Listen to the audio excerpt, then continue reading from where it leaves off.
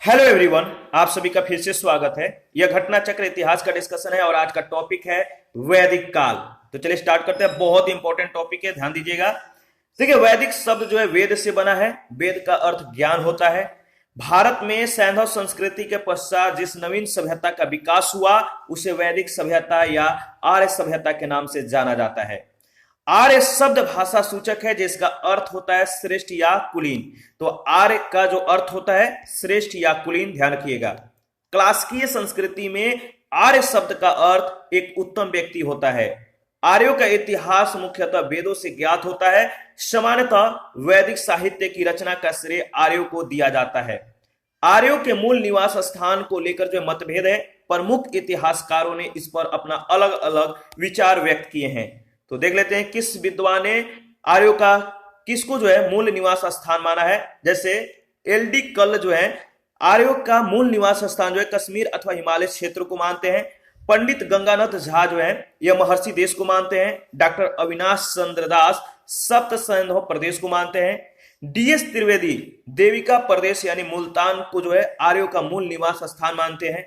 Garden child दक्षिणी रूस को, मैक्स मुलर मध्य एशिया को, पंडित बाल गंगाधर तिलक उत्तरी ध्रुव को, स्वामी दयानंद सरस्वती तिब्बत को और हर्ट एवं पेन का जर्मनी और गाइल जो है आर्यों के मूल निवास स्थान जो है हंगरी को मानते हैं। ध्यान रखिएगा। देखिए, वैदिक काल को दो भागों में विभाजित किया जाता है। ऋग वैदिक अथवा पूर्व वैदिक काल जिसका समय है 1500 ईसा पूर्व से 1000 ईसा पूर्व, और दूसरा है उत्तर वैदिक काल जिसका समय है 1000 ईसा पूर्व से 600 ईसा पूर्व। ऋग वैदिक काल का इतिहास पूर्णतः जो है ऋग्वेद से ज्ञात होता है। ऋग्वेद में लोहे का उल्लेख नहीं है, ध्यान रखिएगा। लोहे का उल्लेख ऋग्वेद में नहीं किया गया है। उत्तर वैदिक ग्रंथों में लोहे का उल्लेख मिलता है। ऋग्वेद के नदी सूक्त में 21 नदियों का वर्णन है जिसमें सबसे पश्चिम में कुभा और सबसे पूर्व में गंगा है। ऋग्वेद में अफगानिस्तान के 4 नदी क्रुमु, कुभा, गोमती और सुवास्तु का उल्लेख मिलता है। ऋग्वेद में सप्त सैंधव प्रदेश की 7 नदियों का उल्लेख मिलता है। ये नदियां हैं सरस्वती, विपाशा, परुषणी, वितस्ता, सिंधु, सुतुद्री और अस्कनी। ऋग्वेद में यमुना नदी का 3 बार और गंगा नदी का 1 बार उल्लेख हुआ है। याद रखिएगा, यहां से प्रश्न पूछे जा चुके हैं। ऋग्वेद में यमुना नदी का 3 बार, गंगा नदी का 1 बार उल्लेख हुआ है। इसमें कश्मीर की एक नदी मरुदवृद्धा का भी उल्लेख मिलता है। ऋग्वेद में सिंधु नदी का सर्वाधिक बार जो है उल्लेख हुआ है। और ऋग्वैदिक आर्यों की सबसे जो पवित्र नदी सरस्वती थी जिसे मातेत्मा, देवीत्मा और नदीत्मा यानी नदियों में प्रमुख कहा गया है। सिंधु नदी को उसके आर्थिक महत्व के कारण जो है हिरण्यनी कहा गया है। ठीक है, याद रखिएगा। सिंधु नदी को उसके आर्थिक महत्व के कारण उसे हिरण्यनी कहा गया है और इसके गिरने की जगह परावत अर्थात अरब सागर बताई गई है। गंगा यमुना के दोआब एवं उसके समीपवर्ती क्षेत्रों को आर्यों ने ब्रह्मर्षि देश कहा। आर्यों ने हिमालय और विंध्याचल पर्वत के बीच का नाम मध्य देश रखा। कालांतर में आर्यों ने संपूर्ण उत्तर भारत में अपना विस्तार कर लिया जिसे आर्यव्रत कहा जाता था। 1400 ईसा पूर्व के बोगजगोई यानी एशिया माइनर का अभिलेख में ऋग्वैदिक काल के देवताओं इंद्र, वरुण, मित्र तथा नासत्य का उल्लेख मिलता है। यहां पे जो है बहुत इंपॉर्टेंट है, ध्यान रखिएगा। ऋग्वैदिक काल की नदियां जिनका आधुनिक नाम और प्राचीन नाम दिए गए हैं।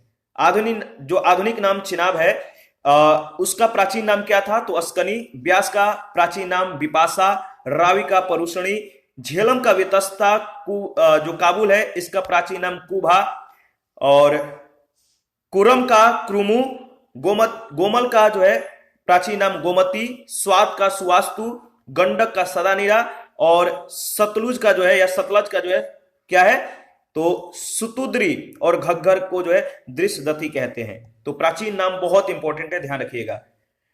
वैदिक साहित्य को श्रुति भी कहा जाता है। जो वैदिक साहित्य है इसको श्रुति कहा जाता है। श्रुति का जो शाब्दिक अर्थ होता है सुनना होता है। भारतीय साहित्य में वेद जो है सर्वाधिक प्राचीन है। वेद 4 हैं, कौन कौन से? ऋग्वेद है, सामवेद है, यजुर्वेद है और अथर्ववेद है। याद रखिएगा, वेद त्रयी या त्रयी किनको कहा जाता है तो ऋग्वेद, यजुर्वेद और सामवेद को वेद त्रयी या त्रयी कहा जाता है। प्रत्येक वेद के 4 भाग होते हैं, कौन कौन से? संहिता, ब्राह्मण ग्रंथ, आरण्यक और उपनिषद। ऋग्वेद में कुल 10 मंडल, 1028 सूक्त और 10,552 ऋचाएं हैं। तो ध्यान रखिएगा, बहुत इंपॉर्टेंट है, यहां से भी प्रश्न बहुत बार पूछे जा चुके हैं। ऋग्वेद में कुल कितने मंडल होते हैं, कितने सूक्त होते हैं, कितने ऋचाएं होते हैं, ध्यान रखिएगा। तो 10 मंडल, 1028 सूक्त और 10,552 ऋचाएं हैं। 217 सूक्त साकल में तथा 11 सूक्त जो है बाल खिल्य में है। ऋग्वेद के 2 से 7 तक के जो मंडल हैं वो प्राचीन माने जाते हैं। ऋग्वेद के मंडल और उसके रचयिता, प्रथम मंडल के जो रचयिता हैं मधुछंदा या मेधातिथि जिनका नाम है, दोनों नाम याद रखिएगा। द्वितीय मंडल जो है गृत्समद। तृतीय मंडल के रचयिता विश्वामित्र हैं। चतुर्थ मंडल के रचयिता वामदेव हैं। पंचम मंडल के अत्रि हैं। षष्टम मंडल के रचयिता भारद्वाज हैं। सप्तम मंडल के रचयिता वशिष्ठ हैं। अष्टम मंडल कर्ण एवं आंगिरस हैं। नवम मंडल का रचयिता सोमदेवता और अन्य ऋषि हैं। और दसम मंडल के रचयिता बिंदा, इंद्र, शची और अन्य हैं। ऋग्वेद के तृतीय मंडल में गायत्री मंत्र का उल्लेख किया गया है। याद रखिएगा, गायत्री मंत्र का उल्लेख किस मंडल में किया गया है? तो ऋग्वेद के तृतीय मंडल में। इसके रचनाकार कौन है? विश्वामित्र हैं। यह जो है सूर्य देवता को समर्पित है या सविता को समर्पित है। ऋग्वेद के 9वें मंडल के सभी 114 सूक्त सोम को समर्पित है। प्रारंभ में हम 3 वर्णों का उल्लेख पाते हैं, ब्राह्मण, क्षत्रिय और वैश्य का। प्रारंभ में 3 वर्णों का उल्लेख मिलता है, ब्राह्मण, क्षत्रिय और वैश्य का। शूद्र शब्द जो है इसका उल्लेख सर्वप्रथम ऋग्वेद के 10वें मंडल के पुरुष सूक्त में हुआ है। ऋग्वेद के मंत्रों का उच्चारण करने, यज्ञ संपन्न कराने वाले पुरोहित को होता कहा जाता था। ध्यान रखिएगा। ऐतरेय तथा कौशितकी ऋग्वेद के 2 ब्राह्मण ग्रंथ हैं, यह भी इंपॉर्टेंट है। ऐतरेय और कौशितकी जो है ऋग्वेद के 2 ब्राह्मण ग्रंथ हैं। पतंजलि के अनुसार अगर बात किया जाए तो ऋग्वेद की 21 शाखाएं हैं। ऐतरेय ब्राह्मण में सुनसेव आख्यान का वर्णन मिलता है। यजुर्वेद में स्रोत एवं कर्मकांड वर्णित है। याद रखिएगा, क्वेश्चन पूछा जाता है कि किस वेद में कर्मकांड जो है दिया गया है, तो यजुर्वेद में स्रोत एवं कर्मकांड है जो वर्णित है। यह वेद गध एवं पद दोनों में है। यजुर्वेद के कर्मकांडों को संपन्न कराने वाले पुरोहित को अधवर्यु कहा जाता था। ध्यान रखिएगा, यजुर्वेद के कर्मकांड को संपन्न कराने वाले पुरोहित को अधवर्यु कहा जाता था। और यजुर्वेद की 2 शाखाएं हैं, कृष्ण यजुर्वेद जो पद और गद दोनों में है, दूसरा है शुक्ल यजुर्वेद जो केवल पद में है। यजुर्वेद का अंतिम भाग ईशोपनिषद है, जिसका संबंध यागिक अनुष्ठान से न होकर आध्यात्मिक चिंतन से है। शुक्ल यजुर्वेद की मुख्य शाखाएं काणव तथा माध्यनंदिन है। शुक्ल यजुर्वेद के संहिताओं को वाजसनेय भी कहा गया है, क्योंकि वाजसनी के पुत्र याज्ञवल्क्य इसके दृष्टा थे। कृष्ण यजुर्वेद की मुख्य शाखाएं हैं तैत्तिरीय, काठक, मैत्रायणी और कपिस्थल। शतपथ ब्राह्मण जो है शुक्ल यजुर्वेद का ब्राह्मण ग्रंथ है, याद रखिएगा।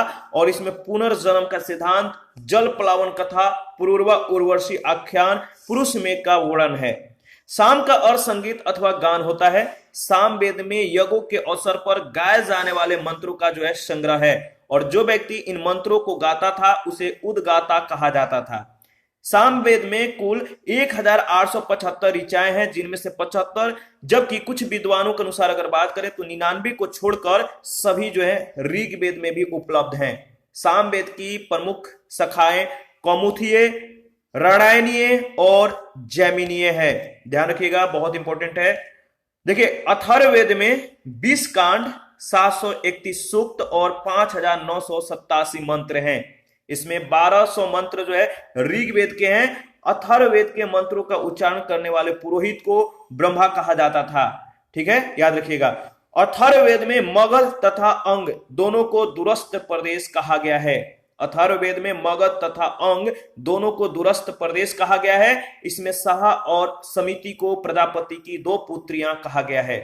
इसमें सामान्य मनुष्य के विचारों, विश्वासों तथा अंधविश्वासों का भी विवरण मिलता है। अथर्ववेद की 2 शाखाएं उपलब्ध है, पिपलाद तथा शौनक। याज्ञवल्क्य गार्गी के प्रसिद्ध संवाद का उल्लेख जो है बृहदारण्यक उपनिषद में है। कठोपनिषद में यम और नचिकेता का संवाद जो है उल्लेखित है। कठोपनिषद कृष्ण यजुर्वेद का उपनिषद है। सत्यमेव जयते शब्द जो है मुंडकोपनिषद से लिया गया है, बहुत इंपॉर्टेंट है, ध्यान रखिएगा। सत्यमेव जयते शब्द जो है मुंडकोपनिषद से लिया गया है। अथर्ववेद जो है एकमात्र ब्राह्मण गोपत ब्राह्मण है, इसका कोई आरण्यक नहीं है। उपनिषद दर्शन पर आधारित पुस्तकें हैं, इन्हें वेदांत भी कहा जाता है। उपनिषद का अर्थ शिष्य के द्वारा ज्ञान प्राप्ति के लिए गुरु के नजदीक बैठना होता है। उपनिषद में प्रथम बार मोक्ष की चर्चा जो है मिलती है। तो याद रखिएगा, मोक्ष की चर्चा है प्रथम बार कहां मिलती है, तो उपनिषद में। यह शब्द जो है श्वेताश्वर उपनिषद में पहली बार आया है। जो मोक्ष शब्द है, यह शब्द श्वेताश्वर उपनिषद में पहली बार आया। वेदांग की संख्या जो है 6 है। कौन कौन से वेदांग हैं, तो शिक्षा, कल्प, व्याकरण, निरुक्त, छंद और ज्योतिष। ध्यान रखिएगा। शुल्ब सूत्र में यज्ञ वेदियों को मापने, उनका स्थान चयन तथा निर्णय आदि का जो है वर्ण है। पुराणों की संख्या 18 है। ये कौन कौन से पुराण है, 18 पुराणों का नाम जो है ध्यान रखिएगा, इंपॉर्टेंट है। मत्स्य पुराण है, मार्कंडेय है, भविष्य है, भागवत है, ब्राह्मण है, ब्रह्मवर्त है, ब्रह्म है, वामन, वराह, विष्णु, वायु, अग्नि, नारद, पद्म, लिंग, गरुण, कूर्म और स्कंद पुराण। इनकी रचना लोमहर्ष ऋषि और उनके पुत्र उग्रश्रवा के द्वारा की गई थी। इनमें भविष्यत काल शैली में कली युग के राजाओं का विवरण मिलता है। हिंदू पौराणिक कथा के अनुसार समुद्र मंथन के लिए मथानी के रूप में मंदराचल पर्वत और रस्सी के रूप में सांपों के राजा वासुकी का जो है प्रयोग किया गया था। इसमें विष्णु ने कुर्मा अवतार धारण करके, यानी जो कुर्म है इसका अवतार धारण करके मंदराचल पर्वत को अपने ऊपर रखा था। अनु, ध्रुव, पुरु, यदु और तुर्वस को जो है पंचजन कहा गया है। जन के अधिपति को राजा कहा जाता था। कुल परिवार का स्वामी पिता अथवा बड़ा भाई होता था और ग्राम का मुखिया ग्रामणी तथा विष का मुखिया या प्रमुख जो है विषपति कहलाता था। याद रखिएगा। दशराग युद्ध जो है इसका उल्लेख ऋग्वेद के 7वें मंडल में मिलता है। दशराग युद्ध का जो उल्लेख है ऋग्वेद के 7वें मंडल में मिलता है। इस युद्ध में प्रत्येक पक्ष में आर्य एवं अनार्य थे। यह युद्ध परुषणी नदी यानी आधुनिक रावी नदी के तट पर लड़ा गया था। दशराग युद्ध भरतों के राजा सुदास यानी तिरसु राजवंश तथा 10 राजाओं के एक संघ, इसमें पंचजन तथा 5 लघु जनजातियों अलीन, पकत, भलान, शिव और विषाणिन के राजा सम्मिलित थे, इनके मध्य हुआ था। इस युद्ध में सुदास की विजय हुई थी। सुदास के पुरोहित वशिष्ठ थे। ऋग्वैदिक युग में राजा भूमि का जो है स्वामी नहीं था, वह प्रधानतः युद्ध में जन का नेता होता था। विदत आर्यों की प्राचीन संस्था थी। जो विदत था आर्यों की क्या थी, प्राचीन संस्था। ऋग्वेद में पुरोहित, सेनानी तथा ग्रामणी का उल्लेख मिलता है।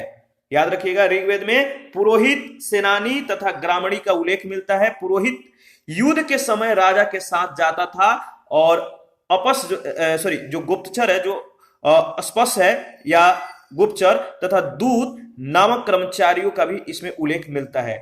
ऋग्वैदिक समाज की सबसे छोटी इकाई जो है परिवार या कुल होती थी। ध्यान रखिएगा, ऋग्वैदिक समाज पितृसत्तात्मक समाज था। यहां से क्वेश्चन बनते हैं, तो याद रखिएगा ऋग्वैदिक समाज में पितृसत्तात्मक समाज था। वरुण सूक्त के सुनसेप आख्यान से ज्ञात होता है कि पिता अपनी संतान को बेच सकता था। ध्यान रखिएगा। ठीक है, ऋग्वैदिक समाज है प्रारंभ में वर्ग विभेद से रहित था। जो ऋग्वैदिक कालीन समाज है प्रारंभ में वर्ग विभेद से रहित था, यानी वर्ग विभेद नहीं था। ऋग्वेद में वर्ण शब्द रंग के अर्थ में तथा कहीं कहीं व्यवसाय चयन के अर्थ में प्रयुक्त हुआ है।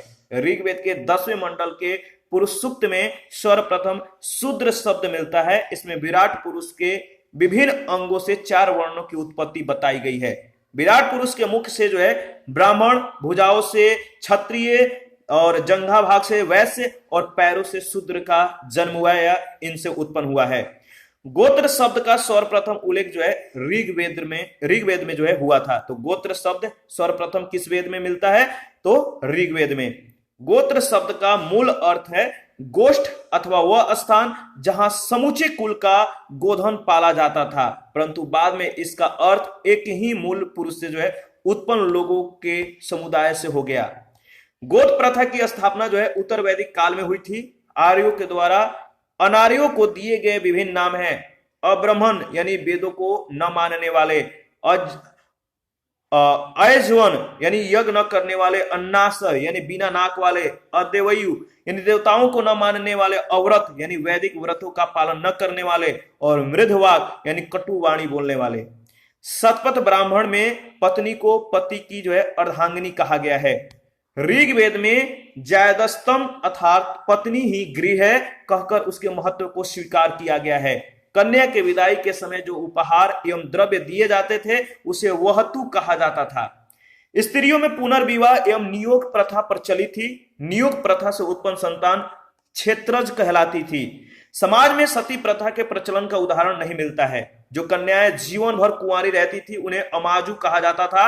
ऋग्वेद में घोषा, लोपामुद्रा, विश्ववरा, अपाला आदि स्त्रियां शिक्षित थी और इन्होंने कुछ मंत्रों की रचना भी की थी। लोपामुद्रा जो है अगस्त्य ऋषि की पत्नी थी, याद रखिएगा। आर्य जो थे मांसाहारी और शाकाहारी दोनों प्रकार के भोजन करते थे। भोजन में दूध, घी, दही आदि का विशेष महत्व था। दूध में पकी हुई खीर का जो है उल्लेख मिलता है। जौ के सत्तू को दही में मिलाकर करम्भ नामक जो है खाद्य पदार्थ बनाया जाता था। ऋग्वैदिक काल में 3 प्रकार के वस्त्र प्रचलित थे, निवि, वासस एवं अधिवासस। स्त्री और पुरुष दोनों आभूषण पहनते थे, ध्यान रखिएगा। ये सारे बातें जो है ऋग्वैदिक के संदर्भ में हो रही है। तो ऋग्वैदिक आर्य जो है आमोद प्रमोद का जीवन व्यतीत करते थे, ठीक है। रथ दौड़, घुड़ दौड़ यानी घोड़ा दौड़, रथ को दौड़ाना, पासा खेलना उनके लिए मनोरंजन के साधन थे, ठीक है। किसका? ऋग्वैदिक आर्यों का। वादों में झांझ, मंजीरे, दुंदुभी, करकरी, वीणा, बांसुरी आदि का उल्लेख मिलता है। यानी जो संगीत के जो यंत्र थे, झांझ, मंजीरे, दुंदुभी, करकरी, वीणा, बांसुरी आदि का उल्लेख मिलता है। आर्यों की संस्कृति मूलतः जो है ग्रामीण थी। कृषि और पशुपालन उनके आर्थिक जीवन का मूल आधार था। ऋग्वेद में पशुपालन के तुलना में कृषि का उल्लेख बहुत कम मिलता है। ऋग्वेद के मात्र 24 मंत्रों में ही कृषि का जो उल्लेख प्राप्त होता है। उर्वरा या क्षेत्र कृषि योग्य भूमि को कहा जाता था। बुआई, कटाई, मड़ाई आदि क्रियाओं से लोग जो थे परिचित थे। ऋग्वेद में कुल्या यानी नहर, कूप तथा अवट यानी खोदकर बने हुए गड्ढे, असम चक्र यानी रहट के चरखी आदि का उल्लेख है। तो ऋग्वेद में नहर, खोदकर बनाए गए गड्ढे, रहट के चरखी आदि का जो है उल्लेख किया गया है। ऋग्वैदिक समाज में व्यवसाय आनुवांशिक नहीं थे, याद रखिएगा। ऋग्वेद में तक्षा यानी बढ़ई, स्वर्णकार, चर्मकार, वाय यानी जुलाहे, कर्म यानी धातु के काम करने वाले, कुंभकार आदि का उल्लेख मिलता है। कताई बुनाई का कार्य स्त्री पुरुष दोनों करते थे। और ऋग्वेद से जो है पता चलता है कि सिंध तथा गंधार प्रदेश जो है सुंदर ऊनी वस्त्रों के लिए विख्यात थे। व्यापार अदल बदल प्रणाली पर आधारित थी, यानी वस्तु विनिमय कह सकते हैं। विनिमय के आधार के रूप में निस का उल्लेख हुआ है। व्यापार वाणिज्य प्रधानतः पणी वर्ग के लोग करते थे। ऋग्वैदिक आर्य लोहे से परिचित नहीं थे, याद रखिएगा। ऋग्वैदिक कालीन शब्दावली एवं जो अर्थ है इसको ध्यान रखिएगा। जो निवि है कमर के नीचे पहने जाने वाला वस्त्र है। निवि किसको कहा जाता था? तो कमर के नीचे जो वस्त्र पहने जाते थे उनको निवि कहा जाता था, और कमर के ऊपर पहने जाने वाले वस्त्र को वासस कहा जाता था। अधिवासस ऊपर से धारण किए जाने वाले चादर या ओढ़नी टाइप का जो वस्त्र होता है उसे अधिवासस कहते हैं। तो याद रखिएगा, कमर के नीचे वाले वस्त्र को निवि, कमर के ऊपर वाले वस्त्र को वासस, और ओढ़नी या चादर जो लिए जाते थे उस वस्त्र को अधिवासस कहा जाता था। बढ़ई इसको तक्षा, धातु कर्म करने वाले को कर्मा, सुदखोर को वेकनाट, पतवार को अरित्र और नावी को अरित्री कहा जाता था। देखिए, जो वैदिक साहित्य है इसमें ऋग्वेद जो है प्राचीनतम ग्रंथ है।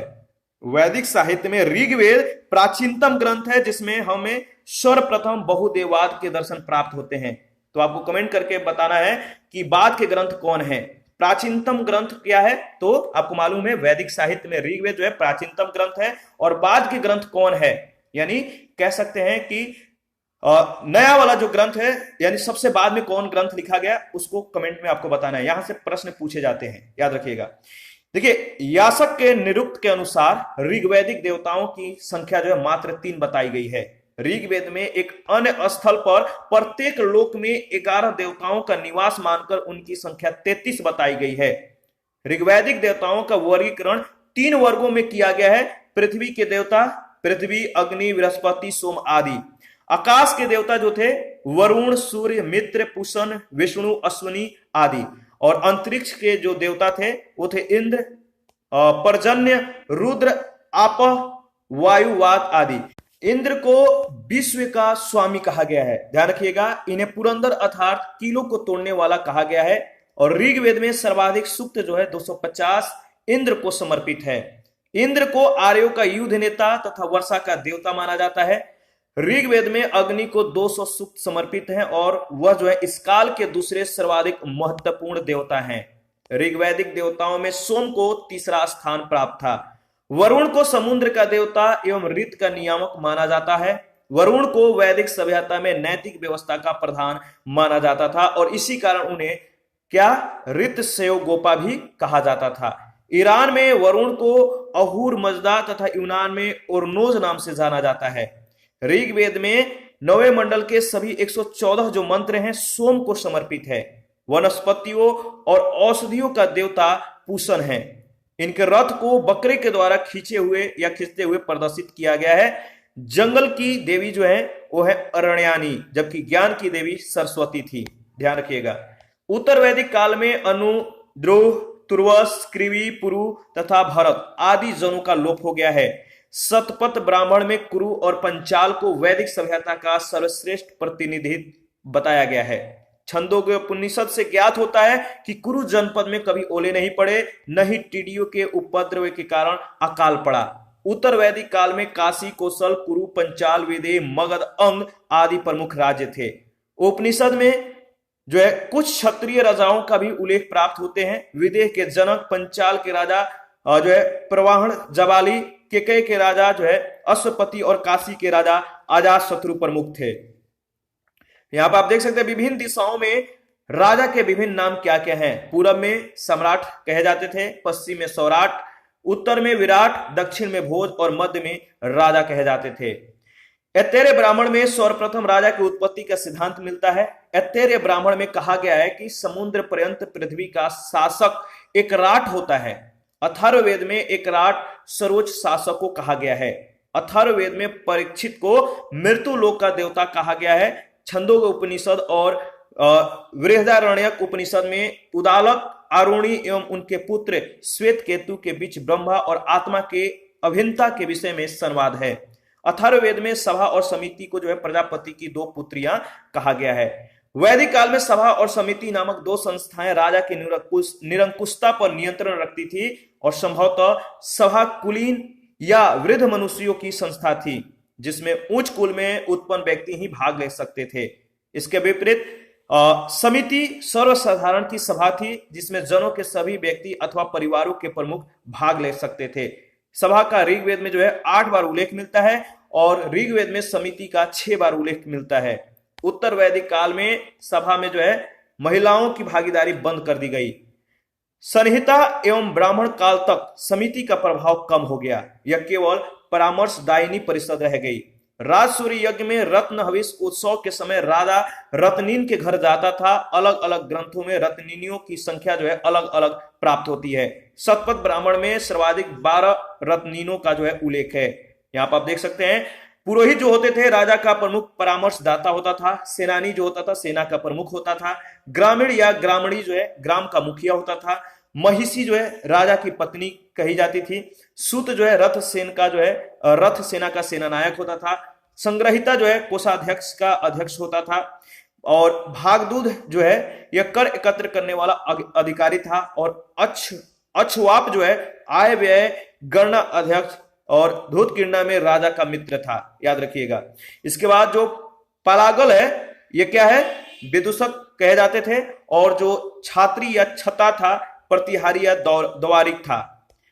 ठीक है। शतपथ ब्राह्मण तथा काठक संहिता में गोविक कर्तन यानी गवा अध्यक्ष, तक्षा यानी बढ़ई और रथकार यानी रथ बनाने वाला का नाम भी रत्नियों की सूची में मिलता है। शतपथ ब्राह्मण में राजसूरी यज्ञ का विस्तृत वर्णन है। राजसूरी यज्ञ में राजा का अभिषेक 17 प्रकार के जल से किया जाता था। ध्यान रखिएगा, इंपॉर्टेंट है। देखिए, पारिवारिक जीवन ऋग्वैदिक काल के समान था। समाज पितृसत्तात्मक था। ऐतरेय ब्राह्मण से पता चलता है कि अजी अजिगर्त ने अपने पुत्र सुनसेप को 100 गायों लेकर जो है बलि के लिए बेच दिया था। तो याद रखिएगा, ऐतरेय ब्राह्मण से क्या पता चलता है कि अजिगर्त ने अपने पुत्र सुनसेप को 100 गाय लेकर जो है बलि के लिए बेच दिया था। उत्तर वैदिक काल में समाज जो है 4 वर्णों में विभक्त था, ब्राह्मण, क्षत्रिय, वैश्य और शूद्र। ऐतरेय ब्राह्मण में 4 वर्णों के कर्तव्यों का जो है वर्ण मिलता है। क्षत्रिय या राजा भूमि का स्वामी होता था, वैश्य दूसरे को जो है कर देते थे, शूद्र को तीनों वर्णों का सेवक कहा गया है। ऐतरेय ब्राह्मण में कन्या को चिंता का कारण माना गया है। मैत्रायणी संहिता में स्त्री को पाशा तथा सूरा के साथ 3 प्रमुख बुराइयों में गिनाया गया है। बृहदारण्यक उपनिषद में याज्ञवल्क्य गार्गी संवाद का उल्लेख है। उत्तर वैदिक काल में स्त्रियों के दिशा में जो है गिरावट आई। याद रखिएगा, जो स्त्रियों की जो दशा थी उत्तर वैदिक काल में, इस समय जो है इनकी गिरावट आ जाती है। और छंदोगोपनिषद में केवल 3 आश्रयों का उल्लेख है, जबकि सर्वप्रथम 4 आश्रमों का उल्लेख जबालोपनिषद में मिलता है। ये थे ब्रह्मचर्य, गृहस्थ, वानप्रस्थ और सन्यास। ब्रह्मचर्य का जो एज है वो है 25 वर्ष, गृहस्थ का 25 से 50 वर्ष, वानप्रस्थ का समय 50 से 75 और सन्यास का 75 से 100 वर्ष। मनुष्य की आयु 100 वर्ष मानकर जो है प्रत्येक आश्रम के लिए 25 वर्ष जो है निर्धारित की गई है। वैधायन धर्म सूत्र के अनुसार गायत्री मंत्र के द्वारा ब्राह्मण बालक का उपनयन संस्कार वसंत ऋतु में 8 वर्ष की अवस्था में जो है किया जाता था। ठीक है, त्रिष्टुप मंत्र के द्वारा क्षत्रिय बालक का उपनयन संस्कार ग्रीष्म ऋतु में 11 वर्षों की अवस्था में होता था। जगती मंत्र के द्वारा वैश्य बालक का उपनयन संस्कार शरद ऋतु में 12 वर्ष की अवस्था में। वैदिक काल में जीविकोपार्जन के लिए वेद वेदांग पढ़ने वाला अध्यापक उपाध्याय कहलाता था। ब्रह्मवादिनी वे कन्याएं थी जो जीवन भर आश्रम में रहकर शिक्षा प्राप्त करती थी, जबकि साधो वधु विवाह पूर्व तक शिक्षा प्राप्त करने वाली कन्याएं थी। गृहस्थ आश्रम में मनुष्य को जो है 5 महायज्ञ का अनुष्ठान करना पड़ता था। ये 5 महायज्ञ हैं: ब्रह्म यज्ञ, प्राचीन ऋषियों के प्रति श्रद्धा प्रकट करना; देव यज्ञ, देवताओं का सम्मान; भूत यज्ञ यानी सभी प्राणियों के कल्याणार्थ; पितृयज्ञ यानी पितरों के तर्पण के लिए; और मनुष्य यज्ञ मानव मात्र के कल्याण के लिए। शतपथ ब्राह्मण में कृषि के 4 क्रियाओं का जो है उल्लेख हुआ है। ये है जुताई, बुआई, कटाई और मड़ाई। काठक संहिता में 24 बैलों के द्वारा हलों को खींचने का उल्लेख मिलता है। उत्तर वैदिक काल में उत्तर भारत में लोहे का प्रचार हुआ। उत्तर वैदिक साहित्य में लोहे को जो है कृष्ण अयस कहा गया है। याद रखिएगा, उत्तर वैदिक काल में या उत्तर वैदिक साहित्य में लोहे को कृष्ण अयस कहा गया है। तैत्तिरीय संहिता में ऋण के लिए कुसिद और शतपथ ब्राह्मण में उधार देने वालों के लिए जो है कुसदीन शब्द मिलता है। याद रखिएगा, माप की विभिन्न इकाइयां थी: निष्क था, शतमान, कृष्णल, पाद आदि। कृष्णल संभवतः बाट की मूलभूत इकाई थी। गुंजा तथा रतिका भी उसी के समान थे। रतिका को साहित्य में तुलाबीज कहा गया है। शतपथ ब्राह्मण में पूर्वी तथा पश्चिमी समुद्रों का उल्लेख हुआ है। वाजसनेयी संहिता एवं तैत्तिरीय ब्राह्मण में विभिन्न व्यवसायों की लंबी सूची मिलती है। इनमें प्रमुख है रथकार, स्वर्णकार, लुहार, सूत, कुंभकार, चर्मकार, रजुकार आदि। स्त्रियां रंगाई, सुईकारी आदि में निपुण थी। उत्तर वैदिक काल में व्यापार वस्तु विनिमय पर जो है आधारित था। याद रखिएगा, उत्तर वैदिक काल में धर्म और दर्शन के क्षेत्र में महत्वपूर्ण परिवर्तन भी हुए। जो ऋग्वैदिक काल है, इसके वरुण, इंद्र आदि का स्थान जो है प्रजापति, विष्णु और रुद्र शिव ने ले लिया। यज्ञों में पशु बलि को जो है प्राथमिकता दी गई और अन्य आहुतियां गौड़ होने लगी। राज, सूर्य, अश्वमेघ और वाजपेय जैसे विशाल यज्ञों का अनुष्ठान किया जाने लगा। और अग्निष्ठोम यज्ञ जो है 7 दिनों तक चलता था। पहली बार शतपथ ब्राह्मण में पुनर्जन्म के सिद्धांत का उल्लेख मिलता है। याद रखिएगा, शतपथ ब्राह्मण में जो है पहली बार पुनर्जन्म के सिद्धांत का उल्लेख किया गया है। उपनिषदों में ब्रह्म एवं आत्मा के संबंधों की जो है व्याख्या की गई है। पुरुषार्थ की 4 संख्या जो है 4 है। पुरुषार्थ की संख्या 4 है। धर्म है, अर्थ है, काम है और मोक्ष है। धर्म, अर्थ तथा काम को त्रिवर्ग कहा गया है। गृह सूत्रों में 16 प्रकार के संस्कारों का उल्लेख है। ये जो 16 संस्कार हैं, गर्भाधान है, पुंसवन है, सीमंतोनयन है, जात कर्म, नामकरण, निष्क्रमण, अन्नप्राशन, चूणा कर्म, कर्णवेदन, विदारंभ, उपनयन संस्कार, वेदारंभ, केशांत, समावर्तन, विवाह और अंत्येष्टि। गृह सूत्र में 8 प्रकार के विवाहों का उल्लेख है। ये कौन कौन से 8 हैं? ब्रह्म, दैव, आर्ष, प्रजापत्य, गंधर्व, असुर, राक्षस और क्या है? पैशाच विवाह। ठीक है, इस पर आधारित पहला प्रश्न है, आर्य शब्द इंगित करता है, आर्य शब्द इंगित करता है श्रेष्ठ वंश को। पहले ही हम लोगों ने इसके बारे में डिस्कस किया था। देखिए, आर्य जो है प्राचीन भारत, यूरोपीय और प्राचीन ईरानी भाषा बोलने वालों के लिए प्रयुक्त शब्द है।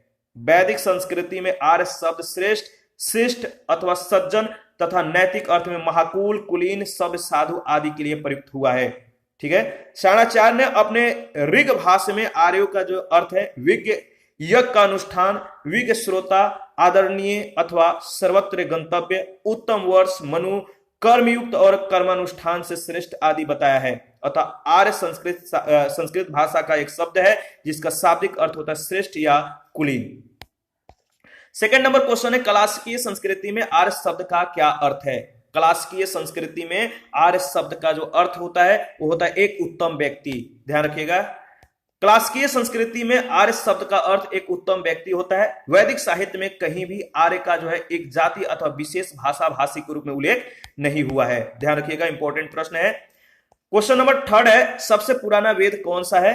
तो आप बताइए, सबसे पुराना वेद जो है वो है आपका ऋग्वेद। मैंने पूछा था बाद की वेद जो है कौन सा है, तो कमेंट करके आप लोग अभी तक नहीं बताए। भारतीय साहित्य में वेद 4 हैं, ऋग्वेद, सामवेद, यजुर्वेद और अथर्ववेद। इनमें ऋग्वेद जो है सर्वाधिक प्राचीन माना जाता है। क्वेश्चन नंबर 4 है, त्रयी नाम है। त्रयी किनको संयुक्त रूप से कहा जाता है? तो याद रखिएगा, मैंने वहां भी बोला था कि इसको ध्यान रखिएगा, त्रयी जो है ऋग्वेद, यजुर्वेद और सामवेद, इन तीनों को मिलाकर वेद त्रयी या त्रयी कहा जाता है। तो आपका सही जवाब होगा तीनों वेदों को, 3 वेद को। कौन कौन? ऋग्वेद, यजुर्वेद और सामवेद। 5 नंबर क्वेश्चन है, किस वैदिक ग्रंथ में वर्ण शब्द का सर्वप्रथम नामो उल्लेख मिलता है? किस वैदिक ग्रंथ में वर्ण शब्द का सर्वप्रथम नामो उल्लेख मिलता है? सही जवाब होगा ऋग्वेद। ए ऑप्शन आपका बिल्कुल सही है। वर्ण शब्द का सर्वप्रथम उल्लेख जो है ऋग्वेद में मिलता है। ऋग्वेद में वर्ण शब्द रंग के अर्थ में तथा कहीं कहीं व्यवसाय चयन के अर्थ में भी प्रयुक्त हुआ है। आर्यों को गौर वर्ण, दासों को कृष्ण वर्ण कहा गया है। ऋग्वेद के 10वें मंडल के पुरुष सूक्त में सर्वप्रथम शूद्र शब्द मिलता है। ध्यान रखिएगा। क्वेश्चन नंबर 6 है, वर्ण व्यवस्था से संबंधित पुरुष सूक्त मूलतः पाया जाता है। वर्ण व्यवस्था से संबंधित पुरुष सूक्त मूलतः पाया जाता है। सही जवाब होगा Rigveda, C option. 7 number question है, सुमेलित कीजिए। और इसके बारे में हम लोगों ने डिस्कस किया है कि जिस वेद में संगीत है उसको क्या कहते हैं, औषधियों से संबंधित किसको कहते हैं? तो देखिए, अथर्ववेद जो है औषधियों से संबंधित है। ऋग्वेद में ईश्वर महिमा यानी देवताओं की स्तुति का जो है या ऋग्वेद जो है देवताओं या महिमा से संबंधित है। यजुर्वेद में कर्मकांड यानी बलिदान विधि का जो है वर्णन है। और सामवेद में संगीत का विस्तृत उल्लेख किया गया है। तो याद रखिएगा, इंपॉर्टेंट है। क्वेश्चन नंबर 8 में भी वही है, आपको मिलान करना है। ऋग्वेद किससे संबंधित है? यजुर्वेद, सामवेद और अथर्ववेद। तंत्र मंत्र एवं वशीकरण का संबंध किससे है? तो अथर्ववेद से है। ठीक है, ऋग्वेद का संबंध किससे है? बताइए देवताओं के क्या महिमा आप लोग भूल रहे हैं। देखिए, ऋग्वेद में जो स्रोत्र है, प्रार्थनाएं हैं, यानी देवताओं का जो है महिमाएं हैं। इसमें कुल 1028 सूक्त हैं, 10,552 ऋचाएं या मंत्र या श्लोक है। यजुर्वेद में श्रोत एवं कर्मकांड का वर्णन है। ठीक है, सामवेद के पद जो है, सामवेद जो है संगीतमय स्रोत हैं, यानी इनके जो पद है गाने वाला पद है और इसको गाने वाले को उद्गाता कहते हैं। ठीक है, अथर्ववेद में 20 अध्याय 730 सूक्त और इसमें तंत्र मंत्र और वशीकरण के संदर्भ में जो है साक्ष्य मिलते हैं। क्वेश्चन नंबर 9 है, निम्नलिखित 4 वेदों में से किस एक में जादुई माया और वशीकरण का वर्ण है? कुछ ही सेकंड पहले हम लोगों ने डिस्कस किया था। इसका सही जवाब होगा अथर्ववेद, सी ऑप्शन। ठीक है, क्वेश्चन नंबर 10, ऋग्वेद में कितने ऋचाएं हैं? देखिए, क्वेश्चन पूछ लिया गया है, बताइए। हम लोगों ने डिस्कस किया है 10,000 कितना 500, बताइए। देखिए, आप लोग भूल रहे हैं, यहीं पे हम लोगों ने देखिए यहां पे हम लोगों ने डिस्कस किया था 10,028 कुल सूक्त और 10,552 ऋचाएं या मंत्र या श्लोक हैं। और कितने मंडल हैं? तो 10 मंडल हैं। 10, 1028 और 10,500 क्या 52 ऋचाएं हैं। आप लोग भूल जा रहे हैं, देखिए इसको रट्टा मान लीजिए। 10 मंडल, देखिए मंडल तो नहीं है, मंडलों की संख्या जो है 10 है, ठीक है, और 1028 सूक्त हैं और 10,552 ऋचाएं हैं। बहुत इंपॉर्टेंट है, ठीक है। आगे बढ़ते हैं और क्वेश्चन नंबर जो 11 है, यहां पर आप 11 देख सकते हैं, पूछा गया है ऋग्वेद है। ऋग्वेद क्या है? तो श्रोताओं का संकलन है या स्रोतों का संकलन है। और 11 नंबर में भी आपको सूची 1 सूची 2 के साथ मिलान करना है। तो बताइए किस वेद को कौन सा मतलब कि सूची 1 और सूची 2 का संबंध किस किस से है। तो देखिए जो ऋग्वेद है इसको ऐत्रेय ब्राह्मण, ऋग्वेद का संबंध ऐत्रेय ब्राह्मण से है। सामवेद में पंचवीस, अथर्ववेद गोपथ और यजुर्वेद शतपथ। ध्यान रखिएगा, सी ऑप्शन आपका बिल्कुल सही है। 13 नंबर क्वेश्चन है, निम्नलिखित में से कौन सा ब्राह्मण ग्रंथ ऋग्वेद से संबंधित है? तो ऐत्रेय ब्राह्मण, ए ऑप्शन आपका बिल्कुल सही है। और इसी के साथ आज का जो सेशन है समाप्त करते हैं, ठीक है।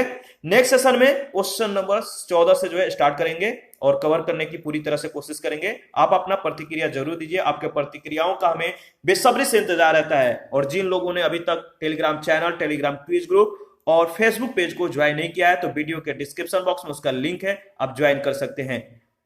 देखिए घटना चक्र का पूरा सीरीज जो है कंप्लीट होने वाला है, यानी अभी सिर्फ जो शेष बचा हुआ है वो है ज्योग्राफी, वो भी स्टार्ट कर दिया जाएगा। हिस्ट्री चल ही रहा है और आपका इकोलॉजी एंड इन्वायरमेंट भी चल रहा है। इन सभी का पीडीएफ अभी जो है आप लोगों के लिए मौजूद करवा दिया गया है, क्योंकि एग्जाम के मद्देनजर चीजों को देखते हुए आपको जो है ये सुविधाएं दी जा रही है। तो आप जो है पीडीएफ भी ले सकते हैं और इसके रिगार्डिंग में इंफॉर्मेशन टेलीग्राम पे, फेसबुक पेज पे और इंस्टाग्राम और आपका वीडियो के कम्युनिटी बॉक्स जो है वहां पे भी शेयर किया गया है। आप वहां से जो है इंफॉर्मेशन को देख सकते हैं। थैंक यू, मिलते हैं नेक्स्ट सेशन में।